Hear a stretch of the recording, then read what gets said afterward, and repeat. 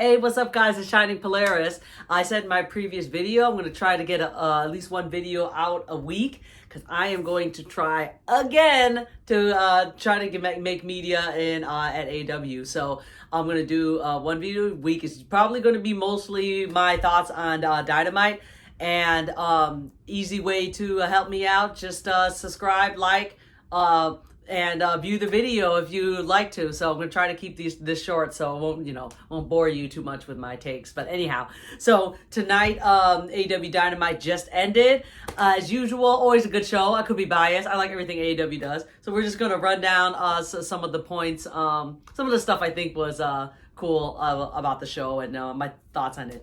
So the opening match, it's for the tag team eliminator tournament thing. I don't know what they're doing. It's very silly. They're just putting like two people together and having a tag team match, and whoever wins at the end will get a shot at the tag team title. So today was the team of Orange Cassidy and Darby Allin versus the former team of Keith Lee and Swerve Strickland. So I actually, when I saw this, I, for some reason, had a feeling that maybe, or I thought that like Keith Lee and Swerve were going to win it.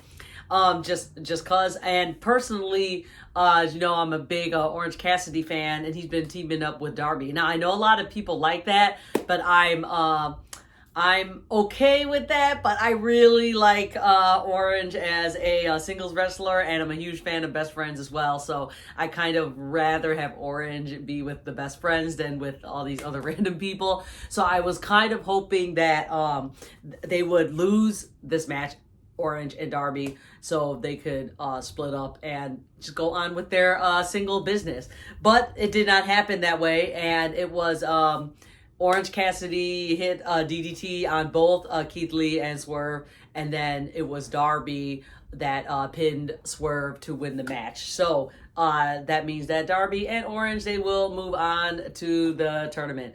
Let's see. The next one after that is, what is it?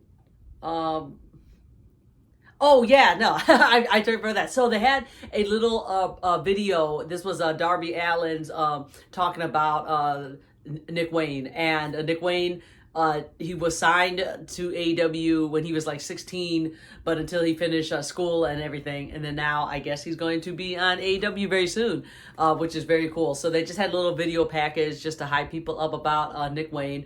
Now, for me, I have seen Nick several times during GCW, because he does a lot of GCW shows, so he is very talented for how very young he is. So I'm excited to see what he's going to do on AEW. So yeah, we'll just keep an eye out on that. It's funny because it's like, oh, he just graduated high school, all right, match next week. I mean, I didn't see what's next week's Dynamite, but I mean, it's not going to be exactly next week, but it's probably very soon for a Nick Wayne match. And then after that, we had a little thing with Jungle Boy. So as I make it very clear, I know Jungle Boy is very popular, but I'm not a really big fan of him. So seeing Jungle Boy finally turning heel, I did like that. So we're just going to see if my opinions change of him after when he becomes a heel longer. So he's basically just calling out Hook. And he wants to challenge him for the FTW championship. So this is what I think about that. I do like that. I do like that Jack Perry and Hook are in a feud together, because Hook has been kind of built to be unbeatable. So I think we're going to have, when we finally have that match, Jungle Boy versus Hook, that I think Jungle Boy is going to win that title off of Hook, and then we can just keep continuing on that with that feud. I am still waiting for Jungle Boy to pair up with Christian Cage again, because I actually like those two. I like Christian a lot, and I like those two together. And Christian Cage could just be with Jungle Boy and Luchasaurus, and they could just be a team together, just winning championships. I don't know. So that's just my thoughts on that. Then for the continuing on with the tag team thing, we have MJF and Adam Cole. And Personally, I absolutely love this. I think what I like about MJF is that he could truly be the devil and be a really, really mean guy, but he can also be the fakest, like, baby face there is, and I love that. So you have this thing now where they put Adam Cole and MJF together, and MJF is like, we're going to be best friends now, and it's hilarious because they just had like a little video package of them working out, and it's so funny. So when they have their match, it's actually like brilliant, but their match is a little bit later. We're going down kind of in order. Let's see, next one it was the Acclaimed match. Anything really besides them winning, because they faced the Bollywood boys, I think, and they easily won that, but I'm trying to think if there was anything special with that going on. I don't know. But let's see.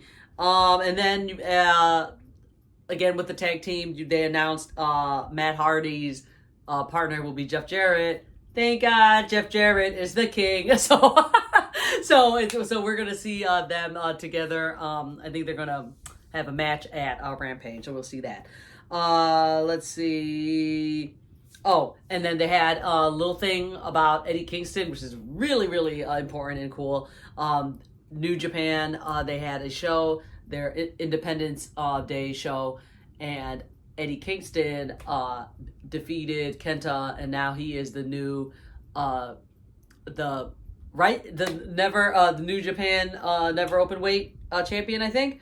So that's very cool because Eddie Kingston deserves to be a champ somewhere, and I personally like that he won a belt in New Japan because he does a lot of work on there, and now I don't know, I love seeing like cross promotion stuff. So when Eddie gets back on Dynamite, I hope the crowd like cheers for him royalty because he really deserves it. So going with that, after they talk about Eddie, then they have this thing with Eddie and Moxley. So Moxley has his video next, talking about their time together and whatever, which kind of leads to the Blackpool Combat Club versus the Elite at Blood and Guts. So Blood and Guts is like in 2 weeks, and that's going to be in Boston. And they were saying that each team, because it's supposed to be 5-5, and each team will have a mystery partner. So who will that partner be? So before they had the Jericho thing, I had no idea who was going to be at Blackpool, because I'm like, maybe Eddie Kingston, but Eddie, I believe, will be in New Japan, so he will not be at Blood and Guts. And then for the Elite, I am just going to keep hoping that it is Coda, because I thought we were going to have that at Forbidden Door, and we didn't. So I'm going to just say right now, Elite will have Coda at Blood and Guts. And as for Blackpool Combat Club, we'll have Jericho. But I mean, we'll say why for that. So yeah. So after that, we have Jericho come out. So this answered the question, who will be on Blackpool Combat Club? So Jericho comes out, and the show is in Canada, so you got all the cheers and whatever, and he just comes out doing his Jericho thing, just talking to the crowd or whatever, and all of a sudden you have Don Callis, which you cannot see, but he is sitting right here, right behind. Can you see him? Right there. So Don Callis comes out. Oh my God, what I love about Callis is that when he comes out, everyone hates him so much. Those boos. Who boo, right? In any wrestling, pro wrestling right now, who gets the more boos than Don? Dominic. But for real, Don, it's just, you couldn't even hear him or Jericho talk because people were booing Dom so much. That's when you know you're doing your job right. So anyway, Don is talking to Jericho, and he does this thing where he's like, oh yeah, if it wasn't for me, you wouldn't be, who you are today, blah, blah, blah, that kind of deal. But so at the end, he asks Jericho if he wants to join his family. So I don't know if that's the name of his group now, but anyway, Don's family. And Jericho was like, no, I don't join factions, I create them. And I was like, yeah, Jericho's not going to join. But then Jericho just says, maybe I'll join. And that was it. So for him saying that, in my opinion, you're basically saying he's going to be the BCC's partner at Blood and Guts. And I just made a post about it. Another reason why I think Jericho's going to be it is because he has been in every single Blood and Guts so far. So this is just a great way to keep that tradition on.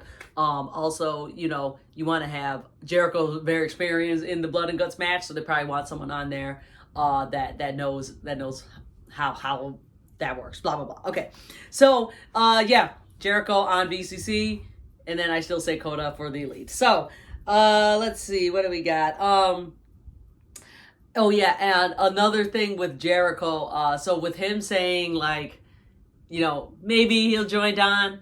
Then you're thinking, how about Jazz? What's going on? So he goes. So in the backstage, Jericho is facing Sammy and Daniel, and they're both like, you know, what are you doing? How about us? And Jericho's basically telling those two like, you don't need me. You can go out on your own and do your own thing. So is this the breakup of Jazz?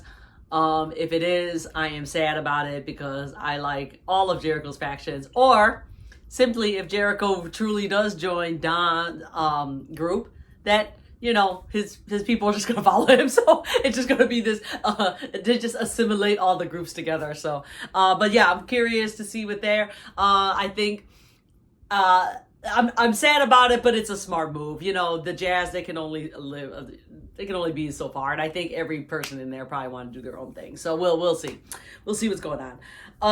So then the next match, I don't know. I may have enjoyed this the most on the show. This is MJF and Adam Cole versus who they Daddy Magic and the Butcher.